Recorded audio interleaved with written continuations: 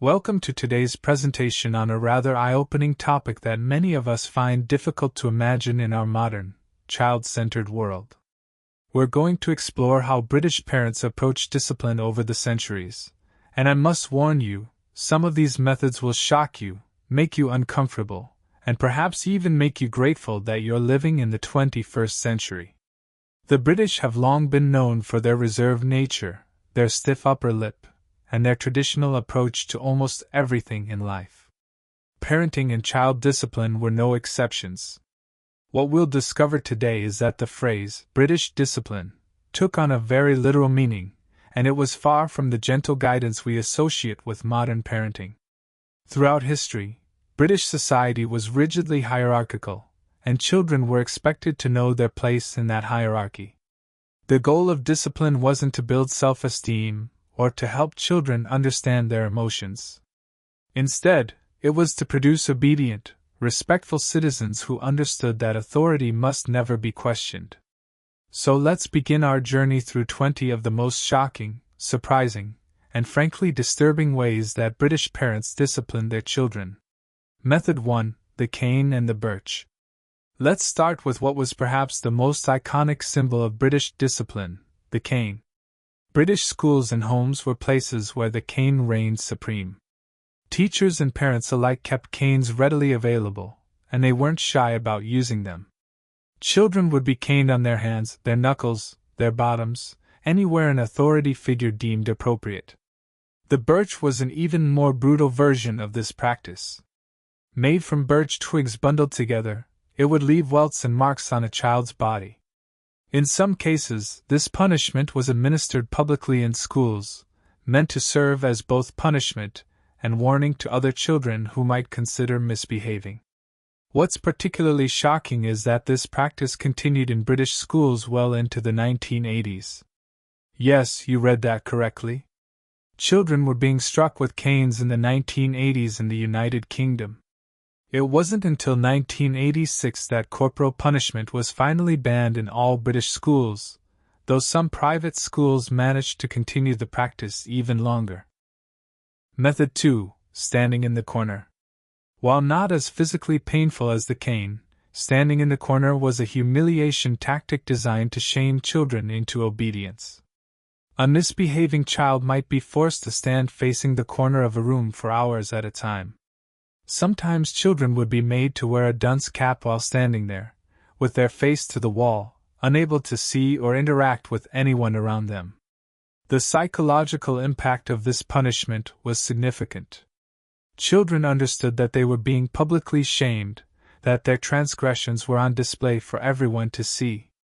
It was a form of social punishment that was considered particularly effective because it targeted a child's need to belong and to be accepted by their peers and family.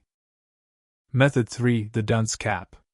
Speaking of the dunce cap, this deserves its own mention. The dunce cap, sometimes called the fool's cap or the cone of shame, was a tall, pointed hat that a child would be forced to wear as a symbol of their stupidity or misbehavior. They would sit at the front of the class wearing this ridiculous hat while other children laughed and pointed. The hat itself was often decorated with the letter D for dunce, making the child's embarrassment even more complete. Teachers believed that public humiliation was an effective motivator for children to improve their behavior or academic performance. Of course, what it actually did was traumatize many children and instill a deep-seated fear of making mistakes. Method 4: The ruler on the knuckles. Before computers and modern technology, rulers were standard tools in British classrooms. And while they were designed for measuring and drawing straight lines, they also served another purpose entirely. Teachers would use rulers to strike children's knuckles, hands, and fingers as punishment for various infractions. This was particularly common when children made mistakes in their handwriting, spelling, or arithmetic. A child might solve a math problem incorrectly and receive several sharp strikes to the hand with a wooden ruler as punishment. The pain was immediate and sharp, and the fear of receiving these blows kept children in a constant state of anxiety while working. Method 5: Kneeling on rice or dried pea grains. This is one of the more creative and particularly cruel punishments that British parents employed. A child would be forced to kneel on uncooked rice, dried peas, or other hard grains spread across the floor. Sometimes they would be made to kneel in this position for extended periods, sometimes for hours. The grains would dig into the delicate skin of a child's knees, causing intense pain and leaving marks, and sometimes even drawing blood. Parents believed this taught children lessons through physical suffering, but what it actually did was instill fear and resentment. Many adults who experienced this punishment report that they remember it vividly and traumatically decades later. Method 6. Being locked in a dark room or closet.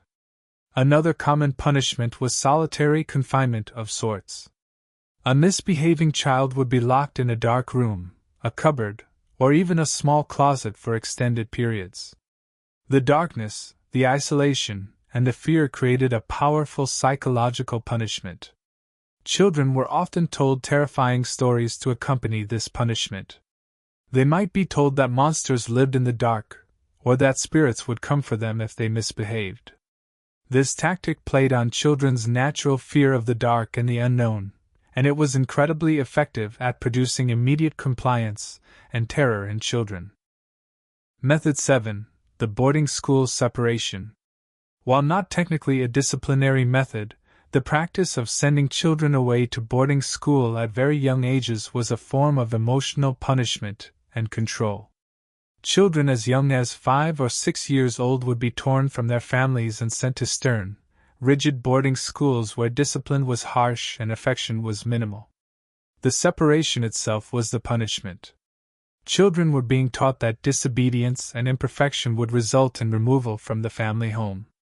These boarding schools were often places of profound isolation and loneliness, where children had no one to turn to for comfort or support.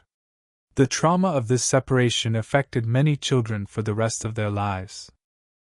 Method 8. Being forced to wear uncomfortable clothing. Some British parents believed that physical discomfort was an effective way to teach lessons. Children might be forced to wear scratchy wool clothing, ill-fitting shoes, or other uncomfortable garments as punishment for misbehavior. This constant physical discomfort served as a reminder of their transgression. Sometimes children would be made to wear specially constructed clothing that restricted their movement or caused pain. Some accounts described children being forced to wear tightly laced corsets or other restrictive garments for hours or even days. The message was clear: misbehavior leads to suffering. Method 9. Cold water baths. During the Victorian era and beyond, cold water baths were frequently used as a form of discipline and what was considered character building. A child might be placed in ice-cold water for extended periods, supposedly to toughen them up and teach them to tolerate discomfort without complaint. This practice was particularly common in boarding schools and was often administered as punishment for bedwetting or other behaviors the school deemed unacceptable. The shock of the cold water, combined with the knowledge that this was intentional punishment, created intense trauma for many children. Method 10. Forced labor and hard chores. British parents, particularly among the working and middle classes, believed in putting children to work as a form of discipline. A child might be assigned extremely difficult, physically demanding chores as punishment. They might be made to scrub floors on their hands and knees for hours, to carry heavy water buckets, or to work in the garden in harsh weather conditions. This served a dual purpose in the minds of parents. It was both punishment and character building.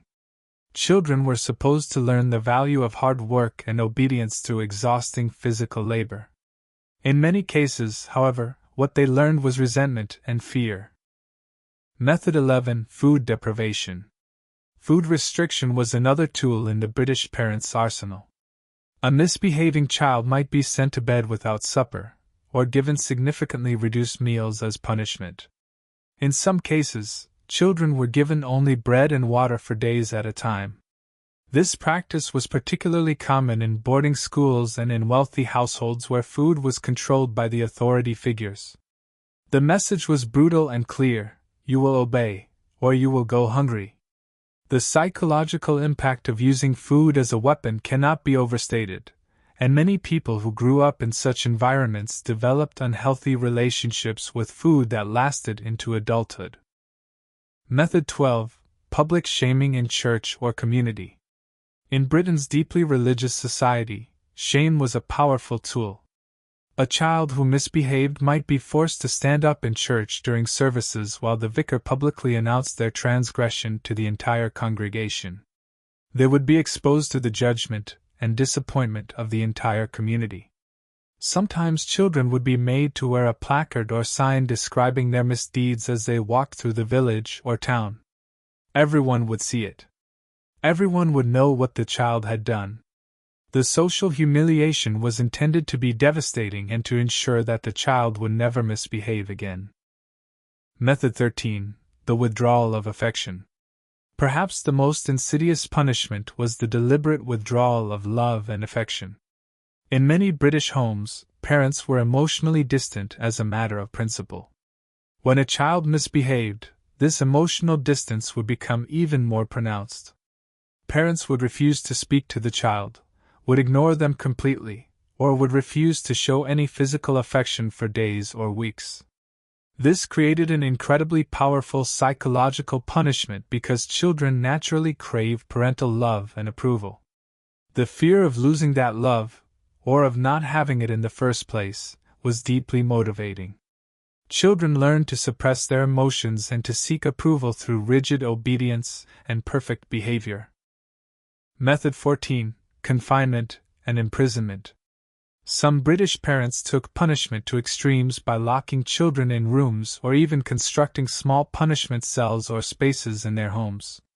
A child might be locked in a room with only a chamber pot for toilet purposes, given minimal food and water, and kept isolated until their parents decided they had learned their lesson. In some boarding schools, there were actual punishment cells where children could be confined for days at a time. These dark, uncomfortable spaces were meant to break a child's spirit and instill complete obedience through fear and desperation. The psychological impact of such imprisonment on developing minds was profound and lasting. Method 15. Forced standing on hard surfaces. Another common punishment involved making a child stand in a single position on a hard, painful surface for extended periods. A child might be forced to stand on a particular floorboard, on a brick, or on sharp gravel for hours at a time. They would not be allowed to move, to sit, or to shift their weight. Parents believed this taught discipline and the importance of obedience. What it actually did was cause physical pain and create traumatic memories. Many adults report that certain physical sensations or positions still trigger anxiety and discomfort because of experiences like these. Method 16. The use of intimidating masks and effigies. This is a particularly disturbing practice, but it was used in some British households and schools. A child might be forced to wear a frightening mask or to sit with a grotesque effigy or puppet as a form of psychological punishment. The purpose was to terrify the child into obedience. Some accounts describe children being locked in a room with a life-size doll or puppet that had been made to look monstrous. Others described children being forced to wear grotesque masks that distorted their faces. The psychological terror created by these tactics was immense, and many children developed lasting phobias and anxiety disorders as a result. Method 17. Forced recitation and memorization under threat. In British schools and homes, children were often forced to memorize vast amounts of information under the threat of physical punishment. A child might be forced to recite poetry, passages from the Bible, or historical facts while a teacher or parent stood over them with a cane or ruler ready to strike if they made any mistakes. The goal was supposedly to instill discipline and intellectual rigor, but the actual result was children who were terrified of making mistakes and who learned to suppress their natural curiosity and critical thinking. The fear of punishment overshadowed any genuine love of learning. Method 18. Assigned reading in isolation as punishment. In a method that might seem mild compared to others on this list, children might be assigned enormous amounts of tedious reading as punishment. They would be isolated in a room and forced to read dry, boring academic texts or religious material for hours at a time. While this doesn't sound as severe as physical punishment, it was psychologically cruel in its own way. It was designed to make the child associate learning with punishment and to use isolation as a tool of control. Children learn that their time, their interests, and their freedom could be taken away at any moment. Method 19. The Scarlet Letter Approach. Some British schools and households used methods reminiscent of Nathaniel Hawthorne's novel. A child who had misbehaved or failed academically might be forced to wear a badge, armband, or other visible marker that announced their failure or transgression to everyone around them. These markers might be worn for a day, a week, or even longer. The child would walk through the school or town marked as a failure, marked as someone who had done something wrong. This public branding was meant to shame the child and to deter them from future misbehavior, but it primarily created deep psychological wounds. Method 20. Forced genuflection and religious punishment. The final method on our list involves the forced use of religious practice as punishment. In some British homes and schools, a child might be forced to kneel for hours in prayer as punishment for misbehavior. They might be forced to kneel on hard floors, on rice, or on other painful surfaces while praying. Some particularly severe religious households would force children to recite prayers while undergoing physical punishment, explicitly linking prayer and pain in the child's mind. This twisted the child's relationship with spirituality and created complex psychological associations between faith and fear.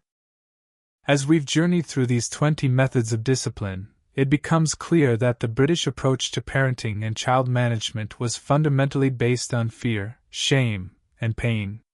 The underlying philosophy was that children were inherently disobedient, that they needed to be broken of their willfulness, and that the only way to create a functioning member of society was through rigorous, often brutal discipline. What's remarkable is how recently these practices were common. Most of these methods were still being used well into the 20th century, and some, like caning in schools, continued into the 1980s and even 1990s in some private schools. The change in British attitudes toward child discipline happened relatively recently in historical terms.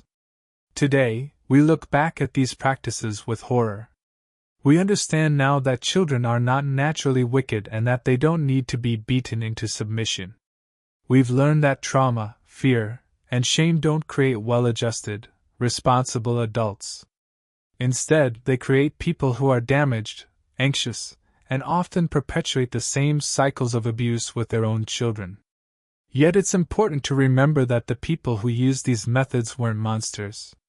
They were ordinary people operating within the cultural norms and beliefs of their time. They genuinely believed they were doing what was best for their children, that discipline was love, and that a child who wasn't suffering wasn't being properly raised. The practices we've discussed today serve as a powerful reminder that cultural norms change, and what seems normal and acceptable in one era can seem barbaric and cruel in another. They remind us to question our own assumptions about what's best for children and to remain open to evolving our practices as our understanding improves. Perhaps most importantly, these historical practices remind us to be grateful for the progress we've made in understanding child development, psychology, and the impact of trauma. They remind us that the protection and healthy development of children is a relatively recent priority in human history, and one that we must continue to champion. Thank you for joining me on this somewhat disturbing journey through the history of British child discipline. I hope it has given you a greater appreciation for how far we've come, and a deeper commitment to ensuring that the children in our lives today never have to experience anything remotely like what children endured in the past.